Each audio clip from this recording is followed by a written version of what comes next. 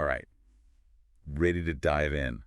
We're cracking open Harv Eker's Secrets of the Millionaire Mind today. Oh, yeah, a classic. It's not your typical finance book, you know? Right, right. And you've been digging into it, so you already know it's all about rewiring your relationship with wealth from the inside out. Yeah, it's like uncovering those kind of like hidden beliefs we have about money, the Exactly. ones that really shape our financial reality without us even realizing it, you know? It's like Eker snuck a peek into the minds of millionaires Yeah. and is like spilling all their secrets. Mm-hmm. And the best part, he actually gives us tools to change our thinking, not just daydream about being rich. Yeah, it's not just about wishing for it. It's about like understanding that becoming wealthy really starts with your mindset. Ollie? Having the right beliefs and habits that like attract wealth, not just chase it, you know? It's like that whole millionaire thermostat idea. Oh, yeah, yeah. Have you ever like hit a certain income level and then just stalled? Oh, I know exactly what you mean. Almost like there's this invisible barrier you can't break through. It's that financial comfort zone Ecker talks about. We get comfortable in this preset range. Yeah. It's like our financial autopilot just keeps us circling at the same altitude. Makes sense. And Ecker's point is to really build wealth, you gotta crank up that thermostat, expand that comfort zone. So how do we actually do that? How do we reprogram ourselves for like greater wealth? It starts with awareness. Like really identify what your current financial ceiling is, that income level you hit, and haven't been able to go past. And then ask yourself, what beliefs might be holding me back? You know? And Eker says a huge part of that is shifting from a scarcity mindset to an abundance mindset, right? Absolutely. Yeah. It's like the scarcity mindset sees the world as a pie with only so many slices, Right. while an abundance mindset is like, there's plenty of pie for everyone. It's like that example he gives in the book about finding a $100 bill on the street. Right. I remember that. Someone with that scarcity mindset, they might feel a little happy, but then they'd worry about losing it Right, right. or spend it right away. Exactly. But someone with an abundance mindset, they see it as like a sign. Like the universe is smiling on them. Exactly. A little wink that good things are coming. They believe they can create more wealth, so finding $100 just proves it to them. So how do we shift our thinking then? How do we go from there's not enough to there's more than enough for me too? It's about consciously changing your focus. So instead of dwelling on what you lack, start appreciating what you already have.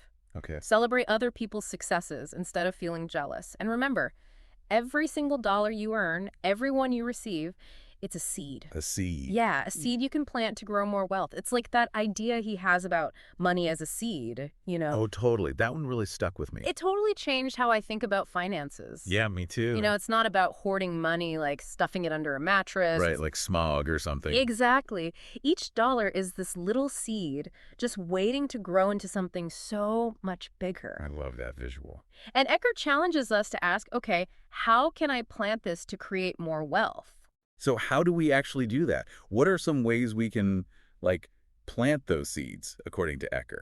One of my favorite things he talks about is that jar system. Oh, yeah. I love that one. It's so simple, but it really works. Imagine you have 3 jars, one for necessities, one for financial freedom, and one for fun. Okay, I'm visualizing. Break it down. So necessities, that's for all your essential stuff. Rent, groceries, bills, the non-negotiables. Makes sense. Financial freedom, that's where you plant money to grow. Savings, investments, all that good stuff. And fun. That's for guilt-free spending, stuff you want to do, not just stuff you have to pay for. So you're still enjoying life, but you're also, like, set up for the future. Exactly. No more guilt trips about that latte or that weekend getaway. You've already taken care of your financial goals. Speaking of which, Eker makes a really important distinction between income and net worth. Right. It's not just about how much you make, is it? Definitely not. We tend to think a big salary equals wealth, but Eker digs way deeper. So explain it. Your income is just one piece of the puzzle. Net wealth is the whole picture. It's everything you own minus everything you owe. Like your financial report card. Exactly. So that includes stuff like savings, investments, even your home if you own it. Right. And then you subtract any debts, loans, credit card balances, all of that. Gotcha. Eker breaks down building net worth into 4 factors: income, savings, investments, and then simplification. We've talked about the first 3, but Yeah. simplification. That one feels a little different. It's definitely overlooked, but it's huge.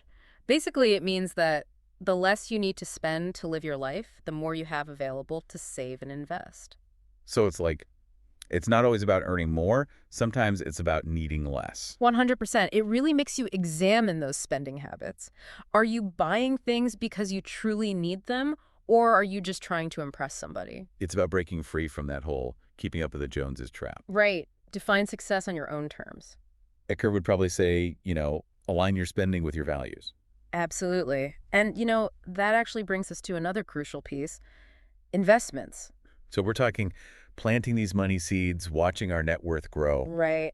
But Ecker doesn't stop there. No, not even close. He's got a whole thing about investments. He does, yeah. Making that money work even harder. Exactly. Yeah. And he really challenges that idea that investing is only for rich people. Right. Or like Wall Street guys. Yeah, exactly. He thinks anyone can learn to invest. I like that. And really benefit, especially from that compound interest. Compound interest, that's just dot magic, isn't it? It really is. It's like earning interest on your interest. So it just explodes over time. Exactly. It snowballs. Start small, but man, that momentum builds. So what's Ecker's advice then for actually getting started? The biggest thing is just to start early and be consistent. He even gives that example about how even delaying a few years can cost you a ton of money in the long run. Oh, yeah, it's huge. It's like that old saying, right? Yeah. The best time to plant a tree was 20 years ago. The second best time is today. Exactly. But he's also big on investing wisely, not just throwing your money at anything. Right. Do your research, spread it around, maybe even talk to a financial advisor. So it's about being proactive. Yeah. Taking control. Yes, 100%. And all through the book, Ecker keeps coming back to this idea.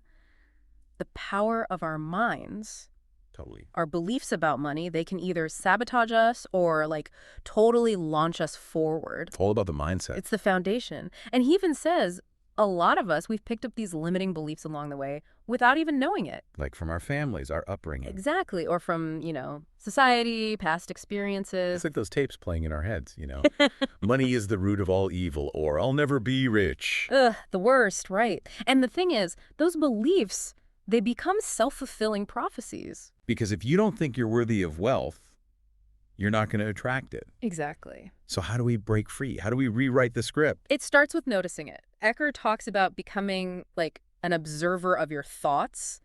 Catch yourself when those negative beliefs pop up. Okay, and then what? Just tell ourselves they're not true. It's more about actively challenging them. Okay. And then replacing them with something positive and empowering. He talks about affirmations, visualizations. So instead of I can't afford that, it's how can I afford that? Exactly. Yeah. You got it. Shifting from I can't to how can I? Rewiring those thought patterns. Yes, and visualization is huge for that. He's all about closing your eyes and really picturing your dream life. Feeling it. Exactly. Feeling the financial freedom, the abundance, it's already real. Because what we focus on, it expands. Right. Right. You're sending that message to the universe, but also to your own subconscious. So powerful. It really is. Well, I got to say, wrapping up this deep dive into Secrets of the Millionaire Mind, I'm feeling really optimistic. It's like financial freedom, it's not just this fantasy. No, not at all. It's achievable for anyone who's willing to put in the work on their mindset and then take action. 100%. It's about realizing wealth isn't just about the number in your bank account.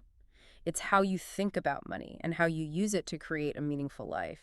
So well said. Thank you. And for everyone listening, here's something to think about as you go on your wealth building journey. I like it. What's one limiting belief about money you've been carrying, maybe without even realizing it? And how can you start changing that today? It's a journey, right? Yeah. But every journey starts with a single step. Love it. That's such a great note to end on. Thanks so much for diving into this with me. This was great. Thank you for having me.